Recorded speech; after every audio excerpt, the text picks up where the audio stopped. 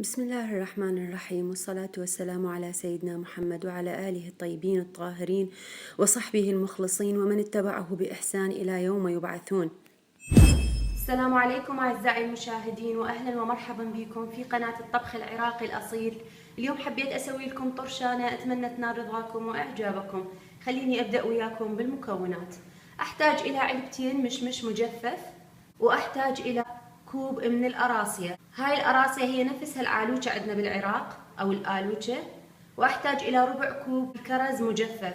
تقدرون تستبدلوا بأي نوع فواكه مجففة حامضة، هذا بيه حموضة ينطي حموضة كلش طيبة. وأحتاج إلى كوب من الكشمش أو الزبيب، وأحتاج إلى لوز. تقدرون تستخدمون المقشر الجاهز أو تقدرون أنتم تسلقوه وتقشروه.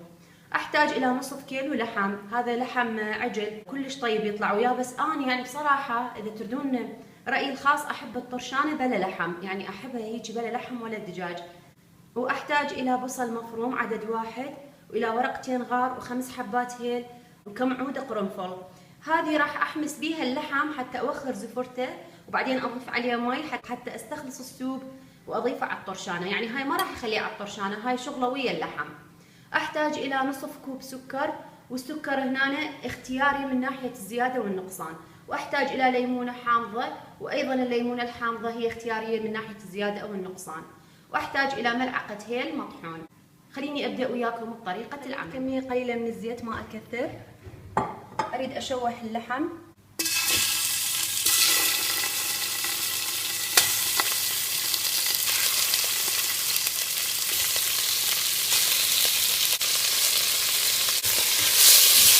هذا التشويح يساعد انه ينطي نكهه كلش طيبه للحم ويوخر منها الزفره.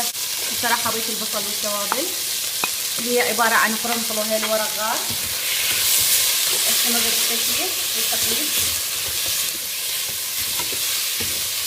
هاي بهارات طاز ما ضفت بس هذول التوابل. ليش؟ انا اريد السوب يتنكه، ومن اسوي الطرشانه يجيني السوب منكه وطيب. وما بي طبعا كل هذا البصل وورق الغار والهيل والقرنفل راح اصفيه بعدين من السوب، ما اخليه، يعني اخذ بس السوب صافي وياه اللحم.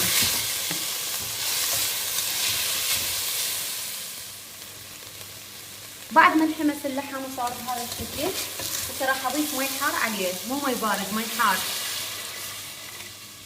واستمر باضافه الماء الحار الى ان اغطي اللحم تماما، واتركه على نار متوسطه الى هادئه يتسبك، وبعدين ارجع لكم. خليت اللوز بمي وخليته على النار بس ينسلق، ارجع لكم. راح اطفي هنا اللوز لان خلاص جهز، وراح اقشره. هنا خلينا نشوف وين صار الطبخ مالتنا. دا يغلي هنايا، باقي له وقت قليل ويستوي. بعد ان استوى اللحم راح اخلي القليل من الزيت بالقدر. حمص اللوز.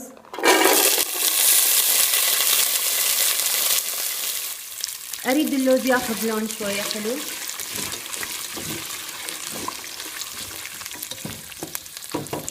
وطبعا انا صفيت المي اللحم وخليت اللحم على صفحه، ايضا راح اضيفه. تقدرون تخلون هنا شويه كركم اذا يعجبكم حتى يصير شويه لونه على صفار.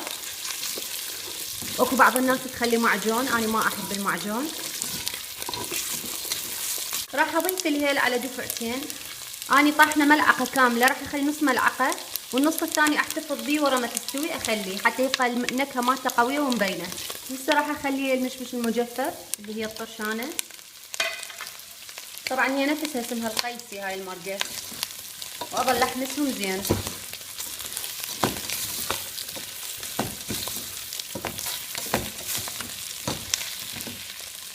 وراح اضيف الاراسيه اللي هي العالوچه، بس في البلدان العربيه يسموها اراسيه، وايضا قلبهم. واضيف الكرز المجفف، واضيف الكشمش او الزبيب الكبير اللي هو هذا زبيب،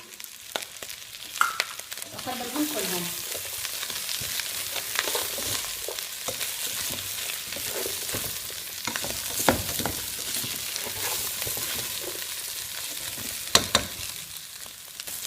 وبعد ما حمستهم وطفيتهم حمسه خفيفه، راح اخلي هسه مي اللحم اللي انا صفيته مسبقا.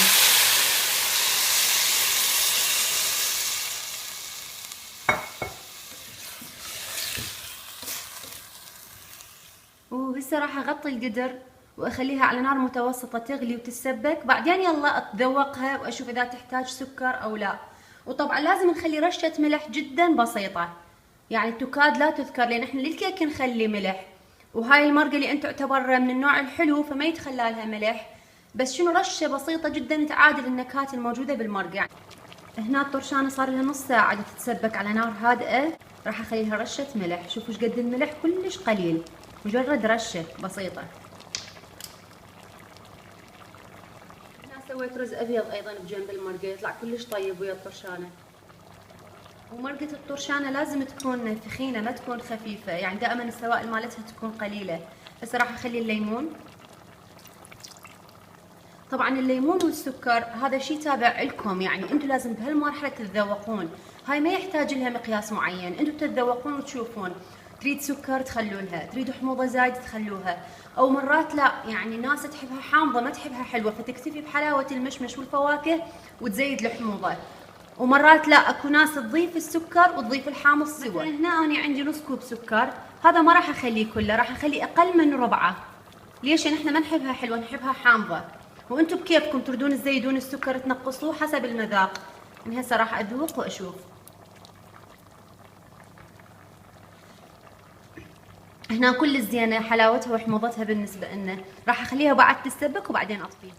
طبعا ملاحظة مهمة، اذا تردون تسووها حمرة يعني تخلونها معجون، فمن تخلون الزيت قبل ما تحمسون اللوز ضيفوا ملعقتين معجون، حمسوها بالزيت وبعدين ضيفوا اللوز وباقي المواد وحمسوا بيهم.